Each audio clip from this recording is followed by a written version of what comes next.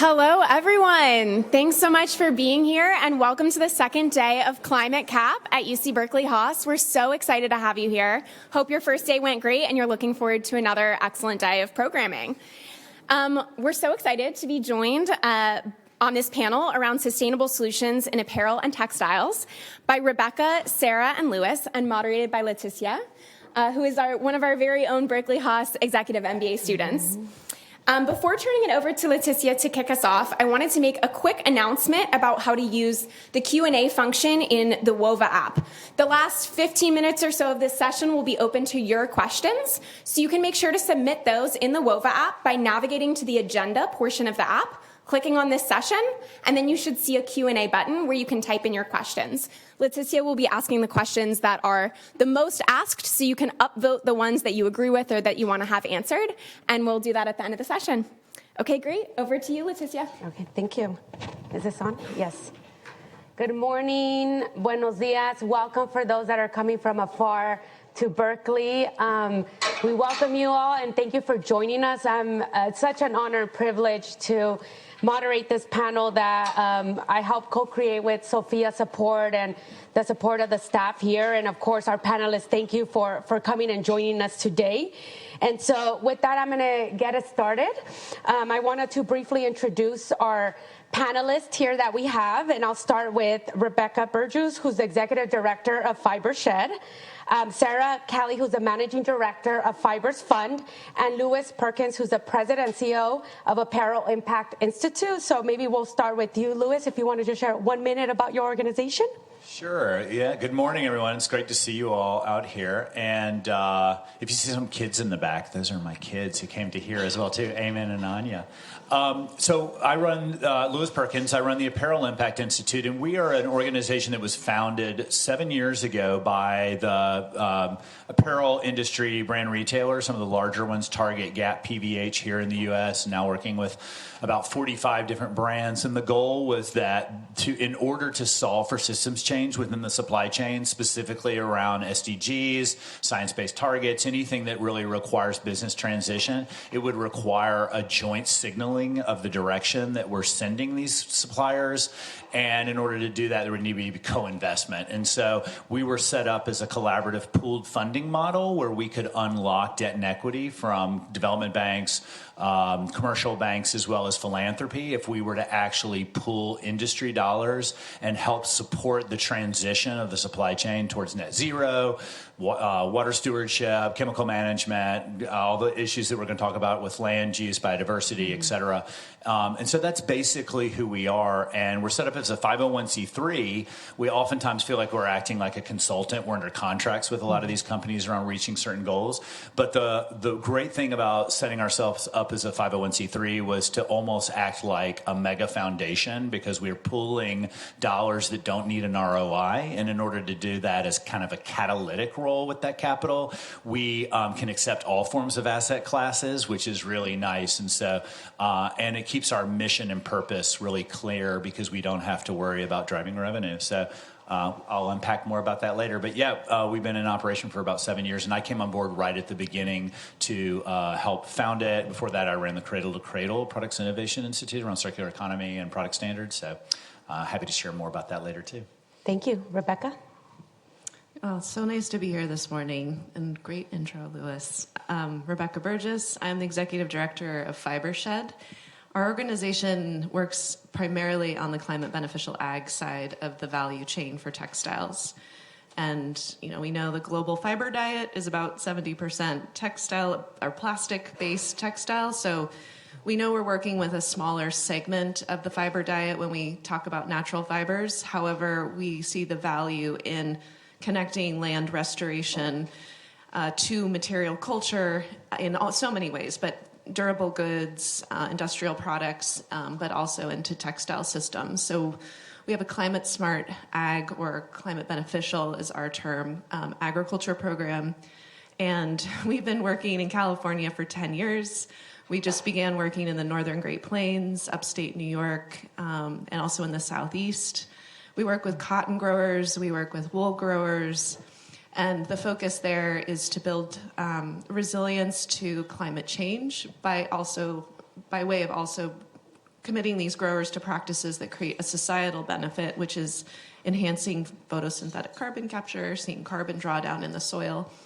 And then our vision, though, really is to see regional textile economies nested into rural communities. I mean, I think this is feels very far, I know, away from the industry as it stands, but the vision is really to see the system run more along the lines of how thermodynamics, like harmonizing with thermodynamics and creating these small-scale, very high-throughput, highly efficient systems that empower rural communities to see value retained in the economy of the rural community, and thus bring textiles to bear that are compostable, that come from these vertically integrated soil-to-soil value chains. And so we work on the economics, but we also work on really enhancing the early stages of resiliency at the farm level.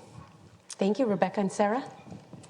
Thank you so much, Leticia. Thank you, everyone, for being here on this Saturday. It's been so exciting to just get to hear a little bit from the students at this conference so far, all the interesting things you're working on. So really honored to be here. My name is Sarah Kelley. I'm the managing director of the Fibers Fund. We are a catalytic fund designed to support smaller U.S.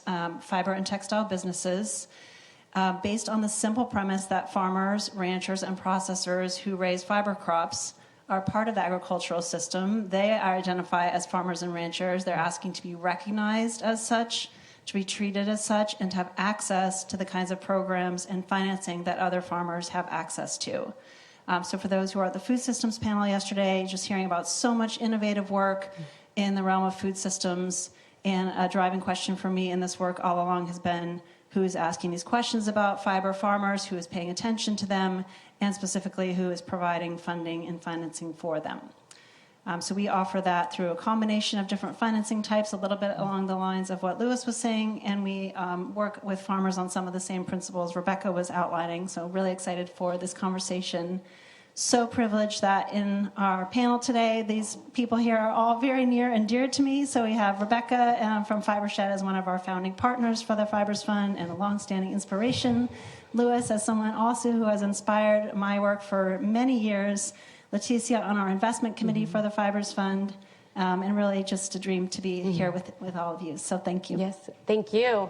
And I dismissed to introduce myself as a moderator. I did not do a good job. So Leticia Corona, apart from being an MBUS student, class of 2026, I'm a former founder and co-owner of Tierra Firme, where we were taking waste from jackfruit in Mexico and turn it into biodegradable vegan leather. And so now I'm focusing, as Sarah had mentioned, I'm also on the investment committee for Fibers Fund.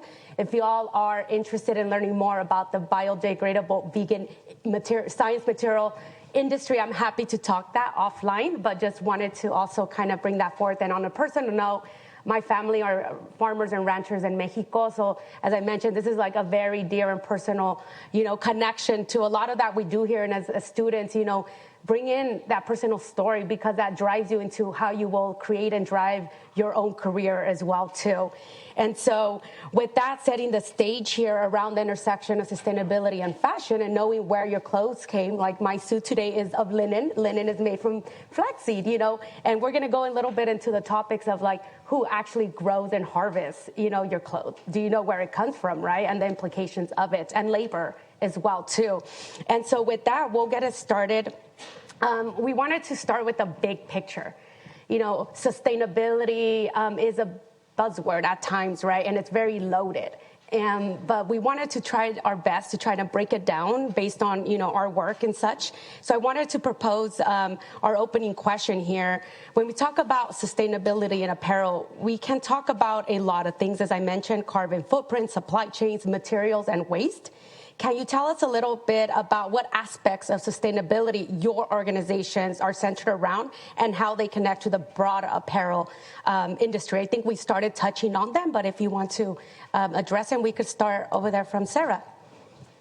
Sure, absolutely. Yeah, and I really appreciate this question because it is such a big topic, and to find your path, find your niche is probably going to require like specializing or identifying which are the ones that really hold the most passion for you, the most durability for you to pursue. So I'll name three, and I'll try to just say a couple things about how I ended up with those as my focus. If you ever told me that I would be on a stage talking about finance or running a fund, working every day in the world of finance, I would absolutely have laughed and just thought that was the most ridiculous concept ever, because I don't come from that world, and I really don't have a lot of formal training in that area. I really have approached the textile industry my whole life sort of from a historical or a curiosity about these products that surround us every day and where they come from. So if you look around this room, not even what you're wearing, which is of course sort of top of mind, but if you look at carpets, all these tablecloths, rooms with curtains, drapes, if you think about your car, upholstery, traveling, we're surrounded by these products in our homes every day. In fact, I'll just submit that perhaps the only time you're not is when you're in the shower, if you want to think that one through. Maybe some of you have other opportunities, but these are very, very, very personal and front and center products, and they're largely invisible to us. So that was kind of my original sort of curiosity, and that led me kind of on a very winding path, but looking at textiles through the lens of history, getting pulled into the world of agriculture. So my background is really in plant and soil science. Having that question that I mentioned at the top, like, wow, I know these farmers who raise fibers, as that's central to their economics, their business. Oftentimes they're raising fibers and food, but seeing them as quite invisible to most people who think about agriculture, or to our picture of agriculture. And then kind of moving into the world of working in nonprofits, then in philanthropy, and then in the world of impact investing, and keeping hold of that driving question: who's focusing on the farmers and who's funding the farmers? So that's really the central focus to me around the question of sustainability. If we think about sustainability, that means the system can continue, hopefully not just sustain, but regenerate for those who are tapping into the growing world of regenerative agriculture. And that does not happen without the people who are on the land, stewarding the land, and allowing the land to provide the climate services that we're all looking for when we talk about regenerative agriculture. Those are the result and the product of daily labor, daily decisions, daily stewardship of the land. So that's front and center for me throughout all this work. In that research-based approach, the second sustainability issue that I would name, Rebecca already mentioned this, one of the most surprising statistics that I uncovered, and it's only gone up since, is that between 2/3 and 70% of all the fibers that we wear and use are made of oil. Polyester, nylon, all the synthetic fibers that are now blended with so many others are oil-based products. So you can quickly see that the textile industry is very tightly tied with the global oil, gas, and petrochemical industry, and is very intentionally being used as a way to sustain profits by global oil and gas giants as they see demand for transit fuels dropping. So there's a huge set of intersections there that I think requires a lot of unpacking. And the last, which has brought me to this amazing opportunity and privilege that I have to work on the Fibers Fund, is really asking about the finance layer that underlies the sustainability issues. So if you are passionate about climate, water, labor, biodiversity, we arrived at the system that we have now due to the financing and funding practices that allowed the status quo to come into being. And I see this question, the status quo logo on your buildings and t-shirts. That status quo is benefiting some people, or it wouldn't be the status quo, right? It is in place as a result of decisions that we've made about how we fund and finance, how we set up the systems. So it's come to be my belief that we will not make the change we want to see without getting at that underlying level of funding and financing. And that's really how we came to build the Fibers Fund, so I can share more about. Thank you. Rebecca? That was beautifully stated. I think just to hone in on the piece that Sarah described, which aligns with the focus of my day-to-day work, which is that we need to be driving, again, increased economic value for, as Sarah described it, the climate services that we want to see that come from well-stewarded landscapes. But how we do that is, for me, I've been in conversations with textile brands and farmers sitting at the table, and a grower will literally say, if you pay me 30 cents more per pound for the cotton, I can eradicate all the neonicotinoids, I can get rid of the glyphosate, I can work on increasing the technology connections I have around integrated pest management, I can add a 1/4-inch layer of compost to my rangelands, I can integrate sheep into the grazing down of my cover crop, I can pay for a multi-species cover crop, I can inoculate my seeds, not in an antifungal dip, but I can actually inoculate them in worm castings. The list goes on and on for 30 cents a pound. Now, if you weigh your t-shirt or whatever you're wearing today, you think, this isn't even a pound. Maybe I could incur 15 cents for the cost of a farmer doing all of these things to steward the soil that creates climate services for my life, restores potentially Holocene level temperatures on the planet, and also retains, hopefully, because of the eradication of these chemistries, improves biodiversity outcomes for insects and avian life and small mammals. No, we cannot seem to get brands to pay 30 cents more per pound. We can't get them to pay 2 cents more per pound. So this has been, I think, essentially the interesting intersection of finance that what brands are willing to finance and what I know can happen in terms of biodiversity, soil carbon sequestration, water quality. The other thing I didn't add was nitrate contamination, which is really big in the cotton system, and California is covered in aquifers that have nitrate contamination. So we can get growers in their first year to reduce synthetic nitrogen by 25% within that 30 cents a pound.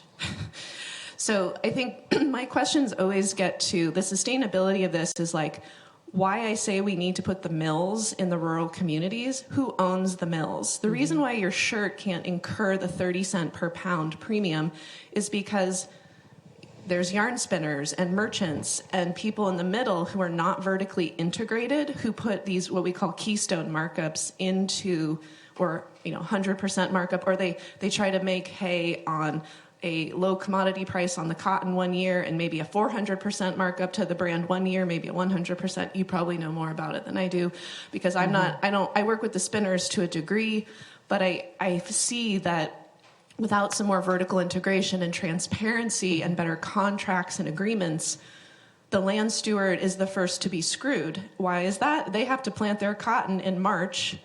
They may not get paid for it until the next January.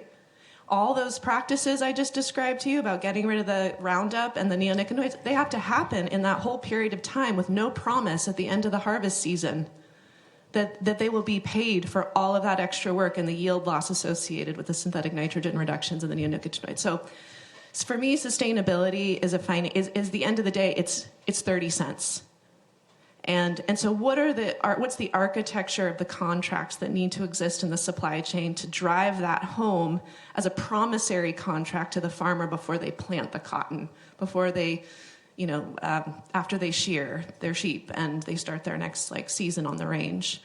And there's a whole suite of practices associated with wool that I could talk about, but I won't. But I think that's just an anecdote, because Sarah did such a beautiful job of describing the overall landscape. But I think for Fibershed, it always comes down to these pretty simple brass tacks conversations in rooms where I see a lot of potential and this staccato kind of syncopated, it's not like we're harmonizing yet moment that I feel that we're in to actually get to the idea that we're sustainable. But I don't even think we can be sustainable. We have to restore landscapes, and then maybe we're sustainable once we have a far greater improvement to biodiversity and soil health. We've lost half the carbon in California's soils just in our grazed systems.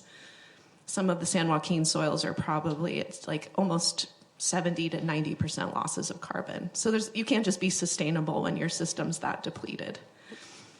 So we have a ways to go, but there's promise. I'll pause there. Thank you, Rebecca. Louis. Yeah. Such a great question, and boy, there's so much to unpack around all this. Sustainability is always like a trade-off, right? I mean, there's no. When I get asked, tell me about a certain material type or a product, or it's like, well, it depends. Well, it depends, because there's so much that goes into all equations about how that material was made, how that product was made, et cetera.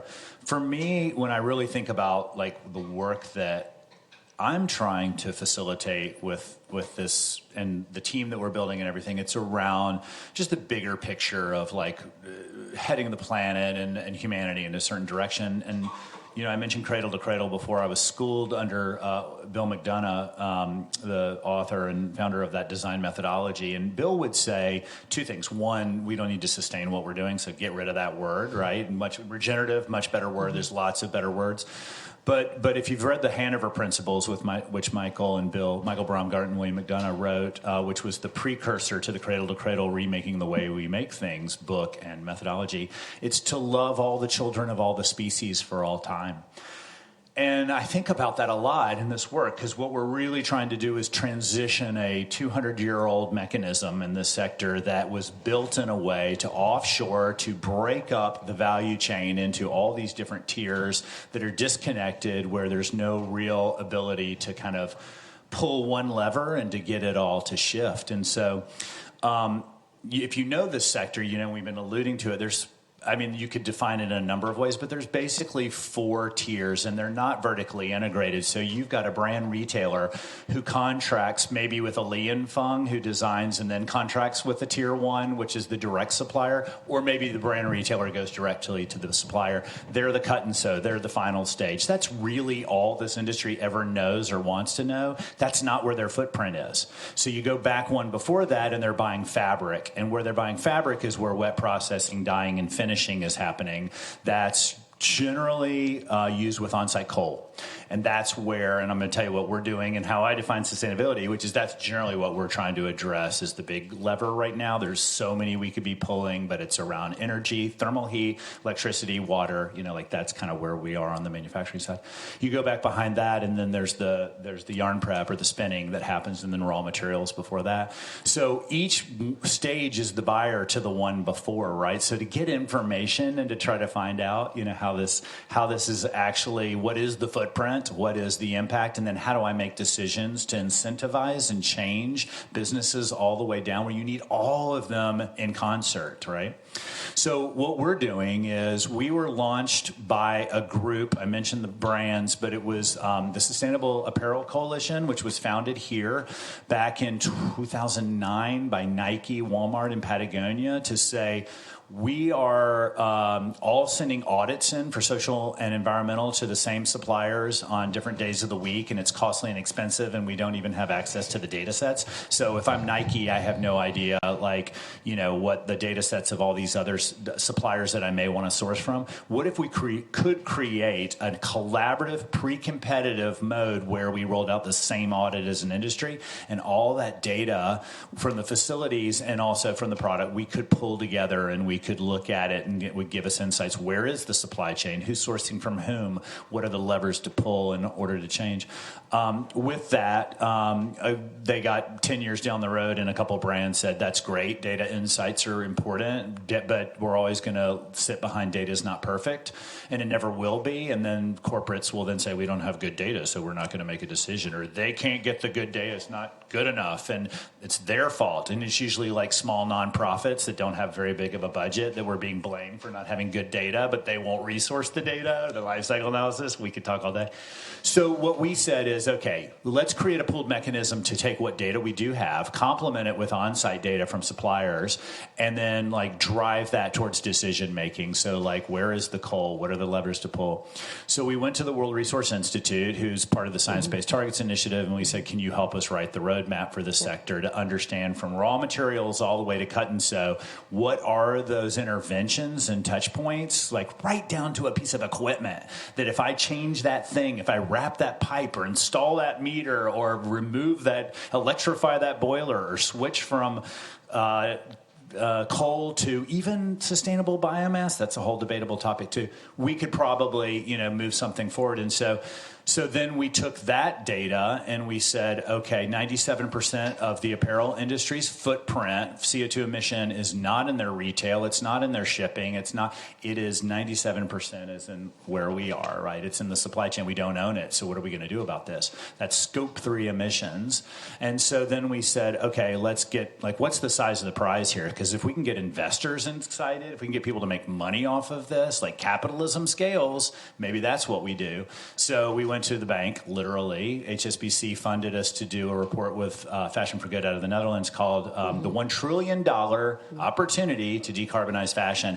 And that helped us with that financial modeling that I talked about earlier. So what we're doing is pooling $2 billion of resources that we've pulled from all these different organizations, from banks to development banks, philanthropies, and brand retailers. And now we're flipping the story and say our job is to support the supplier. So I'm no longer here for the brands. They're going to get their KPIs met by our work, and they're going to fund this work.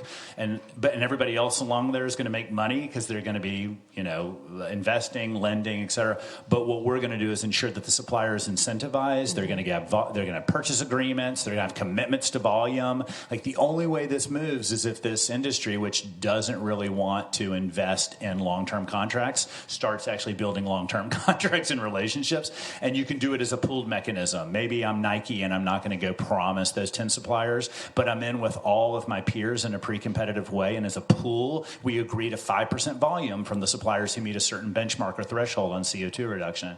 So while it's not all about carbon, there's so much more that goes into this work. What we recognized was, in the current state of what we need to address and where the money is, if we built our Fashion Climate Fund as a pooled $2 billion funding mechanism around carbon, we could also slip in all the other great KPIs which are there around water, chemistry, land use, biodiversity. And so we're solving and scaling for solutions to about 2,000 suppliers that will reduce about 100 million tons of CO2 emission as a demonstration. I mean, there are hundreds of thousands of suppliers out there, but if we can be that 100th monkey, tip of the spear, and demonstrate over the next 5 years, by the way, to 2030, that we can cut this industry's carbon in half. So I'm going to stop, or I'll keep going. That's it.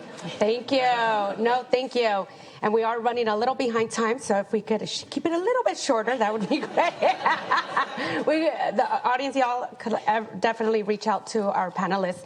And so I wanted to dive into our next question, which was around supply chains. We've been bringing, supply chain up quite often as a topic here. But also we saw how disruptive supply chains can be. We saw it with COVID. We're seeing it with tariffs, and amongst other geopolitical implications, right? So what does that mean for the small producers? And so my next question on that topic is directed to Rebecca. Fibershed collaborates with medium and large apparel brands to source more local fibers and build cleaner and more sustainable supply chains that reduce carbon footprint. Can you share some of the resources and challenges this work and any of the approaches you'll employ to mitigate and deal with these challenges? I know that was loaded. Yeah, yes. Well, we have seen some good collaboration with brands as small as innovative new brands like Natural Fiber Welding that produces a vegan leather with our CB5 framework cotton in the back. Combined with efforts from Reformation, Outer Known, we built a coalition of brands. I think this pre-competitive work that we're hearing about, it's key to moving the industry. So really a lot of the skills that I see that are needed in this work right now are coordination services and facilitation services, being able to communicate clearly what the KPIs will be and bringing people to garner their interest, money, and time around that. So we built a group called the California Climate and Cotton Coalition, and that coalition has included, as mentioned, those brands and others. One that we still have NDA with, but it's a very large brand that was actually part of the founding of the Sustainable Apparel Coalition. And they got together and they invested in all of the pre-planting requirements. They invested in the cover crop seed for 2 large-scale growers who are mainly food producers who throw cotton into their tomato, garlic, and onion rotation to break disease cycles in the food rotation. So these are primarily food farmers, again, using cotton for crop rotation purposes, for soil health purposes. So we were able to get all the investments and all the practices that I spoke to in my last answer to the sustainability question, all of those practices funded by all the brands partnering together to cover costs. And then we started to get into conversations, well, maybe we need to bring to amortize the cost of the 30 cents per pound. So they did do it. They did do it together, and they're still chewing through that cotton. The problem is they're bringing products to market with these keystone markups that are, because we don't have the vertical integration in the contracts, the end price of the product is high, and so it's slower to move. So I need to move more acres and get more acres enrolled, but we're stuck at like 500 acres. And I'd like to see about 136,000 acres. But the brands are just like, yeah, we're getting through the cotton. It's a great coalition. We could do it. We can prepay for the cost of the farming with all these great practices, but we need to bring the costs down, and that's really going to happen with the merchant, and it's going to happen with the spinner. And so we're in all that now, like deep in the weeds with those contracts. So I have seen this succeed in getting growers intimately involved. So all the brands come to the farm. I think that's the coordination and facilitation services. Have roundtable discussions with sustainability teams, product teams, C-suite leadership, if they can make it. Some of our smaller brands like Koyuchi Bedding, their CEO is always taking soil samples with us in the field, doing baseline. So just making sure, again, that you're thinking through, who at the brand needs to make these decisions, when do they need to make these decisions, and how do we build relationships that tether them to landscapes so that they feel the passion and the heart behind their decision making, and they're reminded of that when they're making hard decisions back in the boardroom. And so we've taken brands on these tours now for 4 years into the San Joaquin Valley, and we combine these tours with interviews with farm workers, soil health, doctors of soil, whatever, I'm going to say this, UC Extension agents who have PhDs in soil science. Also, folks who are working on all of the groundwater recharge projects in the San Joaquin Valley. And so we talk about AgMar, which is flooding our fields during great rain events and making sure that the soil is porous enough to bring the water into the system. And the cover cropped fields, we have incredible examples of where AgMar is working highly successfully in our 500 acres because of the amount of cover crop we're using, and we're not deep disking these soils and creating these hard pan layers. So water is moving into the aquifer at higher rates because of the way we're treating the soil's aggregate stability. So all to say, we expose the brands to all of these components of the ecosystem in situ. And as that develops, that sense of rapport with land and water, the Pacific flyway, the bird life, an understanding of the farmer, the farm worker, the families, the roads, the look of the landscape, it goes into kind of, I think, a psychosomatic part of the body, heart, mind, and people, it brings that up for them in ways that I think I don't have an alternative. I couldn't write about it. I couldn't just take photos of it and send it in an email. There's nothing that replaces that. So I don't know if I answered the question fully, but I just think, in general, getting people into rooms and onto land together has been one of our greatest strategies. And it seems simple, but very powerful. No, you did. Thank you. And I definitely encourage folks to stay in touch with Rebecca and visit the San Joaquin Valley. I actually live in the San Joaquin Valley, and my family comes from farming and farm worker. And I think it's super important for those going into any apparel brand or even strategy, really understanding, the work behind the scenes in the farming and the conditions and labor as well, to make better business decisions around how we treat our employees as well. So I think that's a critical element. And we always welcome you to our San Joaquin Valley. Not that far of a drive. I just drove to get here, but thank you for that question. And Louis, sort of related a little bit around collaborations and supporting designers as well too as brands. How do you think about stakeholder management in this context of collaboration with apparel brands?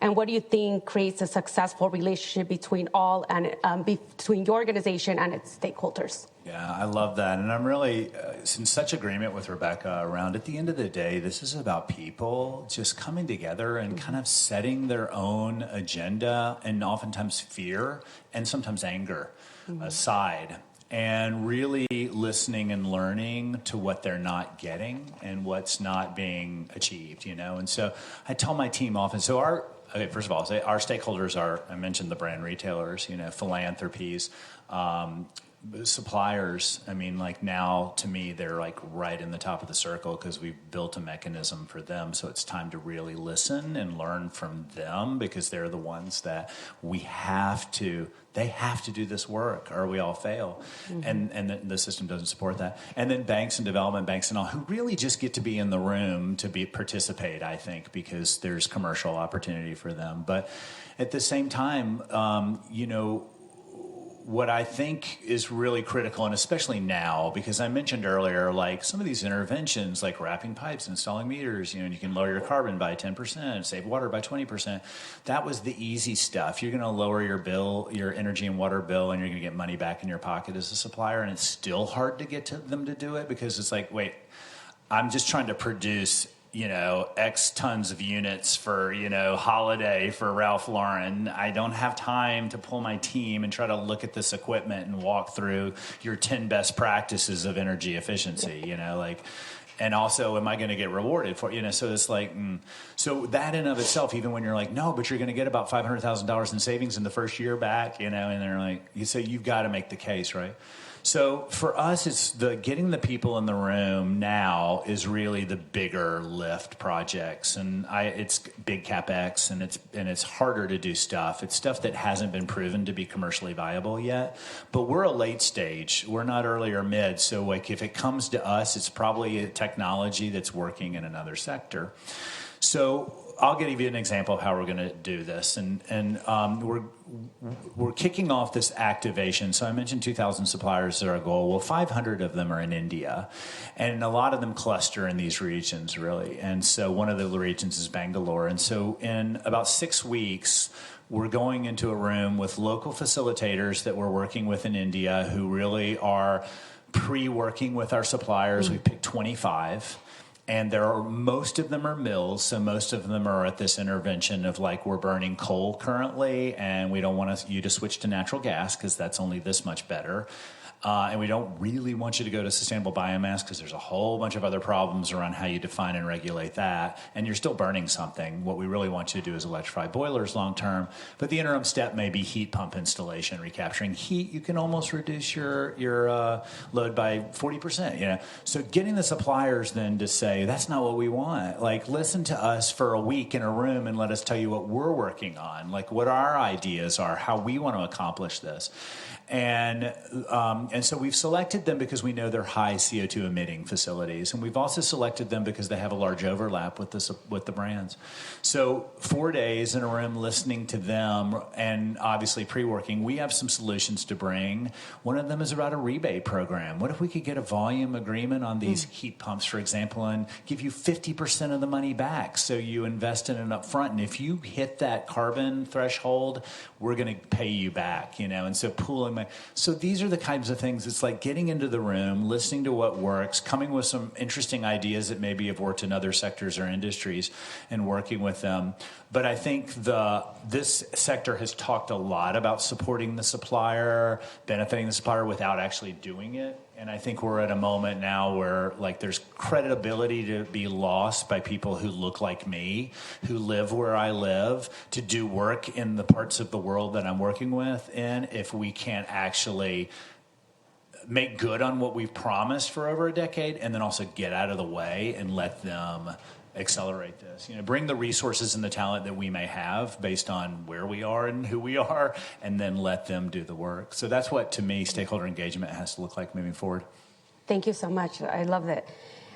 Before, Sarah, we get to the last question, I wanted to also just share the thoughtfulness that Sarah and the team, as the managing director of Fibers Fund, have been from the beginning in really ensuring equity, inclusion, diversity, equity, inclusion. I said it. Who would have thought in our days? We'd be like, wow. But we're going to continue supporting. We're going to continue, definitely standing by it and believing in. And what I respect about the work of Fibers Fund was that it was core to its DNA from the beginning when you were building the fund. in supporting indigenous entrepreneurs, sustainable textile brands that were led by also women, people of color, non-binary people. Could you share a little bit of why that's core and important to you and the work that you all are doing, especially as an impact investor? And what do you look forward to and continue to pushing that agenda of equity and inclusion? Yeah, absolutely. Thank you so much for the question, Leticia, and thanks for the kind words. That means a huge amount, and you've been part of building that as well, and in making sure that that really is embedded into our DNA. So yeah, this is really central to the Fibers Fund, and going back to a lot of themes that have been mentioned here about how this industry evolved. If we want to look at making change in this industry, it's really based on, at least in this country, 250 years or more of a model that exploits land, exploits labor, exploits natural resources to create the products that are available apparently cheaply. So from the very beginning, if we want to think about financing for change, we have to, I think, fundamentally look at the sets of expectations that are behind the way that conventional financing works and how we're going to start from the very beginning to do that in a different way. So first of all, we've done that through governance and intentionally building the fund. And I want to really appreciate the governance work and support of Charity May, who's here in the audience as well, also on our investment committee. She led our team through a process of building a charter, a purpose-driven charter. And we wanted to intentionally shift who makes decisions, first of all, about how the funding will be allocated. So we developed a two-part governance structure where we have an advisory council made up currently and very proudly of all women, largely women of color, who are closely connected to the farm component or the design component of, like as Leticia mentioned from her own background as a founder, who really understand the industry's impacts on communities. And that is the central driver of our overall targets for how we want our funding to flow. And then as the investment committee, we execute the decisions in line with that guidance and governance. So from the very beginning, trying to unpack the conventional structures of how funds are set up, the GP-LP structure conventionally, who gets to make decisions, who holds decision-making power, this was really number one. And then the second big area is really just the kind of funding and financing that we offer. And I had the opportunity as well with advisory committee at the time, guidance from Louis and Rebecca and a number of others to work on a report that we called the Fibers Roadmap. We developed this by interviewing fiber farmers, ranchers, processors, funders, and others around the country and really listening for where the financing gaps were. And when you look at the entrepreneurs on the land, so maybe I can give a story of one amazing, inspiring entrepreneur that we're working with closely, Seed to Shirt. It's run by Tamika Peoples. It's a Black women-led, vertically integrated cotton business that is really trying to support Black cotton growers in the South and ensure, to the comments that you've heard, that they're the ones receiving the benefits from their production practices, the traceability that brands want to see, the stories, storytelling, all of that. The benefits should be going back to them, and that's really what Tamika's business is focused on. So just kind of keeping that as a mental picture of one entrepreneur, we found that the kinds of financing that are available right now are setting up a bunch of expectations that it's really challenging for these businesses to meet. Just to unpack two, it's often kind of expected for entrepreneurs that you'll come in with so-called friends and family capital, right? You've already raised money from your network to build your bookkeeping system, to get your branding and your logo, to have your first, maybe even your first other round of financing, having maybe some people on staff, having capacity. If your network has been disenfranchised and disinvested in for 250 years or more, that becomes a very big mountain to climb, and that's kind of like one of those not overtly discriminatory, but de facto discriminatory practices that we see very prevalent. So that's one for the Fibers Fund that we've responded to by offering business technical assistance grants. So we bring philanthropic dollars into our model. It's a catalytic model, blended capital, integrated capital. There's some different terms for this.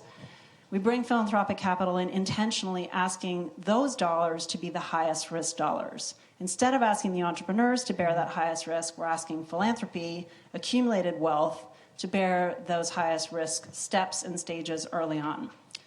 And then we offer very patient loans. We wanted to match the loans that are offered by the Farm Service Agency. A little ironic right now, but this is a very patient source of capital that most food farmers can try to access. And we found that our fiber growers were being excluded either, again, officially or just because it was so unfamiliar to the staff. So that's about a 5% interest rate.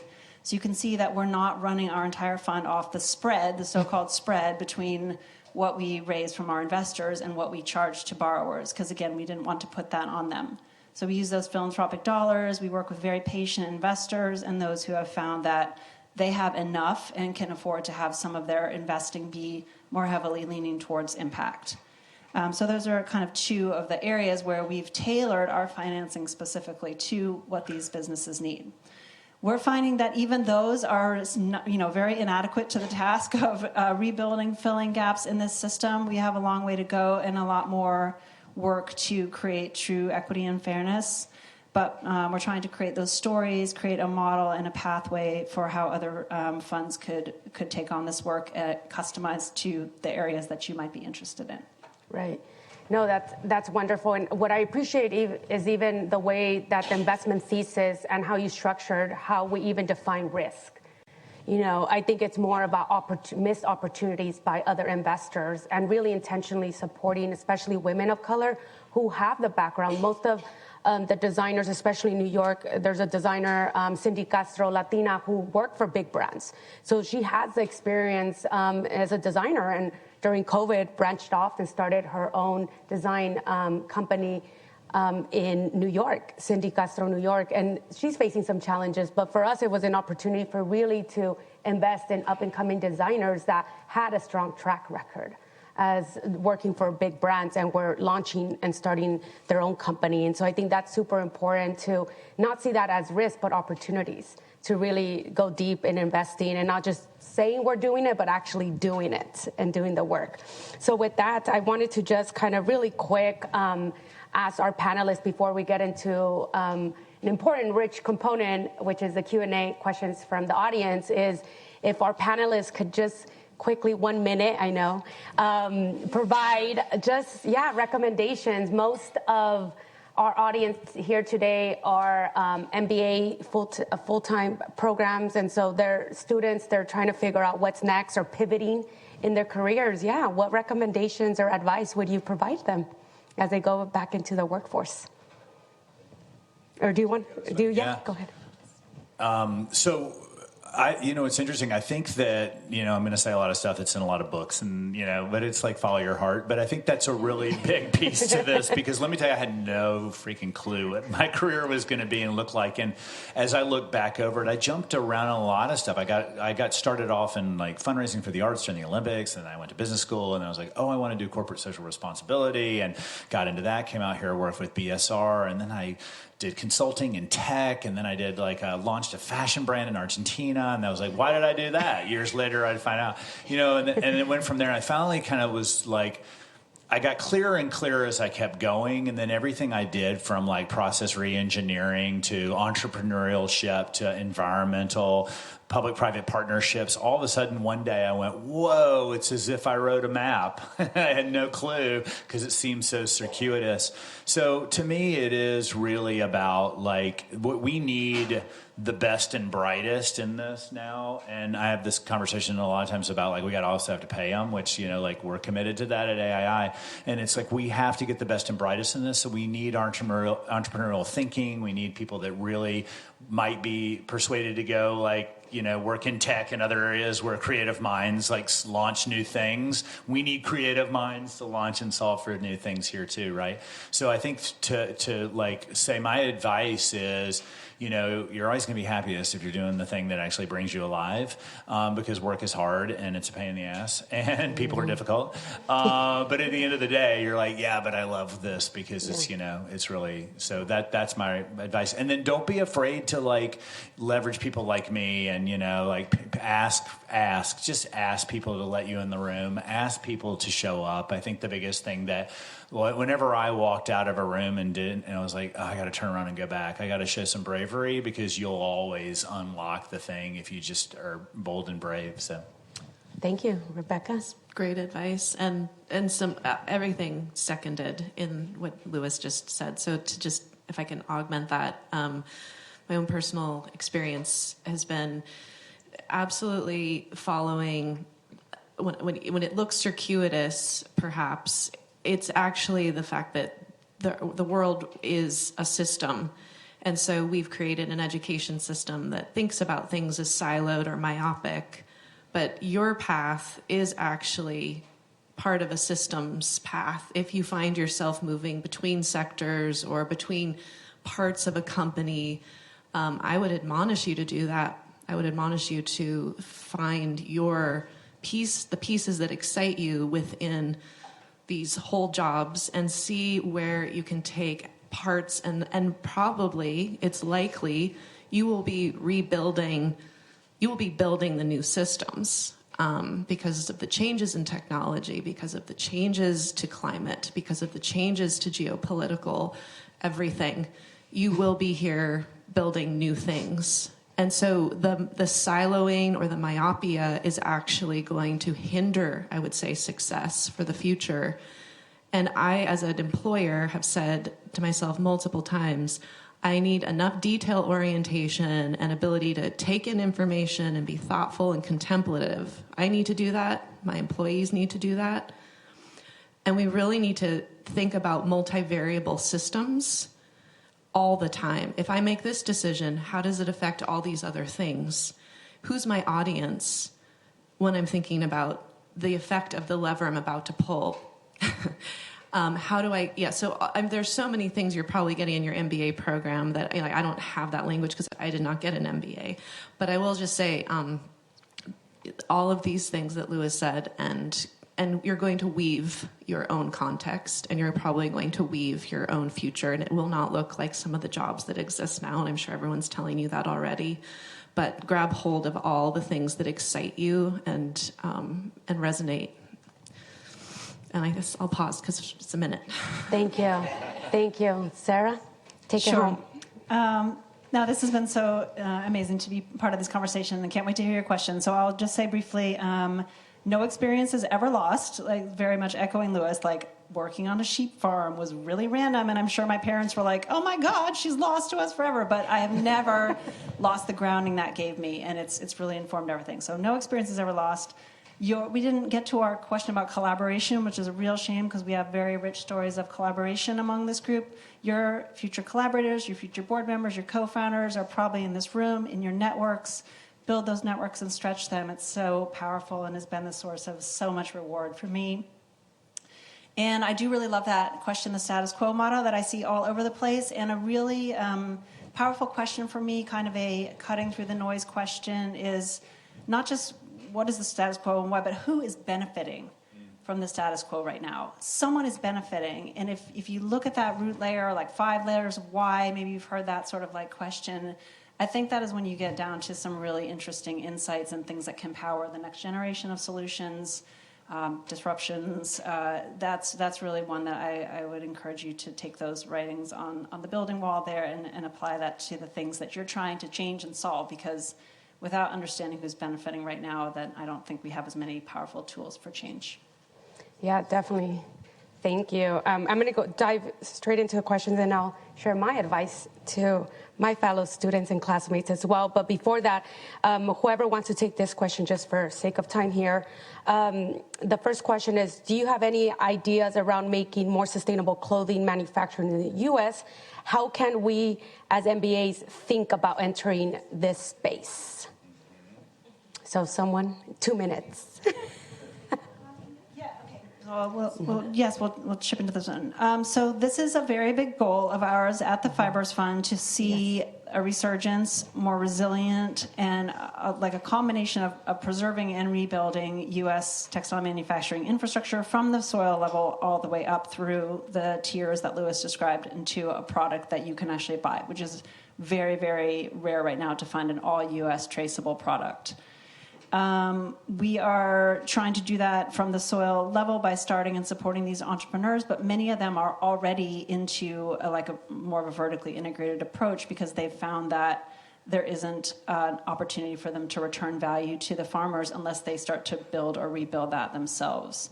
So I guess starting from the ground up is one of our approaches, and I think perhaps ironically, with the talk about tariffs and the supply chain shocks that we saw during COVID and earlier, I think we have a strong economic incentive right now to really be paying attention to that question, which I hope will benefit the work.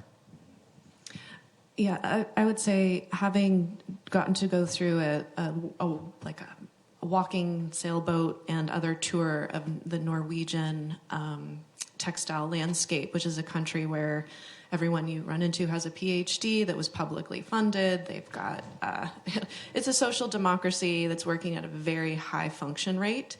And there are textile mills peppered throughout Norway using technologies like three-dimensional knitting machines from Japan, Shimaseki, or German three-dimensional knitters, Stolz.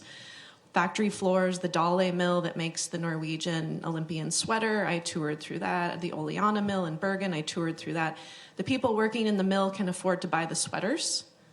There's an actual economic, the way that society is organized, they have retained manufacturing and they have retained what they would call working class work. So you don't see the ageism there. You know, people are working up as long as they want to work, and not because they're being forced to for economic reasons, but because it gives them meaning. And I was very inspired by seeing a country with that kind of high level of quality of life for everybody, also maintaining manufacturing, also maintaining jobs that are not just high tech.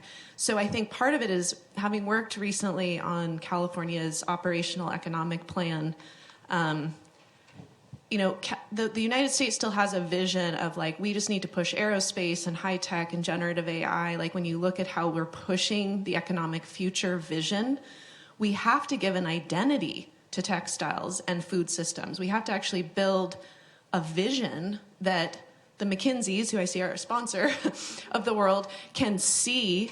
Maybe we don't show up in the NIAC codes yet, and we can't be projected forward as a growth industry yet by your consulting standards yet, but we are here, and we have an ability to model ourselves after other highly functioning social democracies. Think about what the manufacturing looks like, and it's just going to be an American system that's super high tech in lots of ways, but employs people with high road jobs. I see it, I've seen it, I know we can replicate it. And we have 45,000 garment workers in Los Angeles. The highest garment worker population in the United States is in California. But they don't show up in McKinsey's economic plan for California because, again, identity and NIAC codes and a few little, you know, the erasure of the system. So the system is here, and I think really want to punctuate what Sarah's saying. Preserve what's here, build on that, and give it dignity. And the garment workers of California passed SB 62. They passed their own wage protection laws in the last 3 years. Our governor's wife was very behind them. It was very exciting and the governor signed the bill. But just to see, they have also pushed against all of the efforts to erase the textile districts from LA.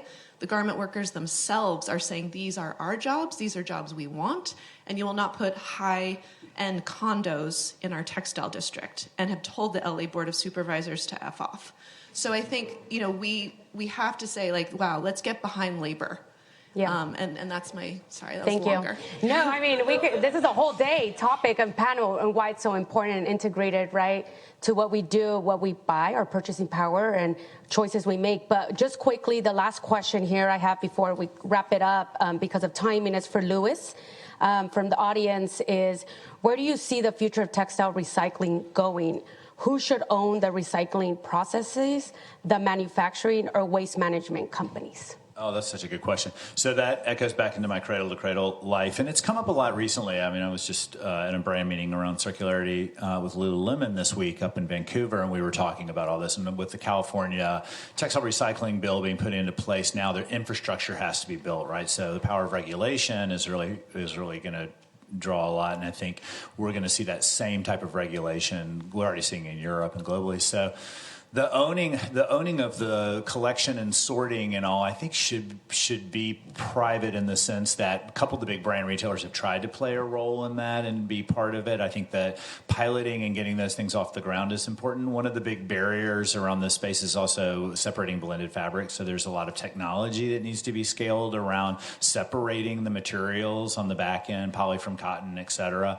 What's happened in the bigger system is that it's not scaling because the cost of the premium of all this, like who pays for the burden of now this added layer of getting all this material back? And it doesn't necessarily need to be a closed loop. It could be open loops to other industries and sectors too. Like you could maybe downcycle it into another product as long as you're extending the material use. So this is one I really would love to spend more time on, but I think that what we're going to see in the next 5 to 10 years is really going to be a huge investment opportunity for, and it is shared. It's waste it's a shared. It's the MRFs, it's waste management, it's the corporate entities as well too. And I'm sure you guys have an opinion on it as well. And it depends on which country and state we're looking at because the regulation is going to cause that draw. When I worked in the carpet industry, we were the largest purchaser of recycled polyester from the bottling industry, and so we had this symbiotic relationship with Coca-Cola that we were like getting all the bottles back and putting it into carpet, and so there was this real pull that existed because there was a material use, there was an identified market, there was a volume game at play, and everybody. So we have to start getting those business contracts like identified as well too, so that it's. And then the last thing I'll say on it, there's absolutely a role for the supply chain in terms of taking this on themselves too, because when you look at raw material inputs, we're now talking about all this not coming necessarily 100% from a farm or a petroleum byproduct. It is going to be a percentage of it that might still be virgin, but a percentage of. So there's going to be a role at the spinner level and all that as well too. Okay, thank you. Yeah. No, thank you so much. Wow, like I mentioned, we could be here all day, but know that everyone in this room has a critical role to play. We didn't even mention the intersection, well, we did here and there, of climate change, as fast fashion being a number 2 polluter, and we don't think about it on a daily basis, or we think this is such a huge problem we can't tackle it. Well, just know that you do have a critical role just even by your purchasing power. And for those that are first-gen professionals and for the first time representing, their families, and know that your lived experience is super critical because as a former entrepreneur, we come in always trying to solve a problem in an industry. And so for those, that's your asset. You come in, there's a role for everyone to come in and thinking, what is that I'm trying to solve? And know that we're here as a resource. I think that's super critical. Here alone, it's such a powerful group. And imagine what we can do on collaborations. That's 2.0 for sure to come. So I really appreciate you being here on a Saturday morning. And I hope that you do use your MBA to create that change that you see in the world and that we really do deserve now more than ever. And so with that, thank you so much to our panelists for coming here and joining us. Thank you all. Thank you. And thank you, Sophia. So we'll be around for a little bit. Yeah. Okay.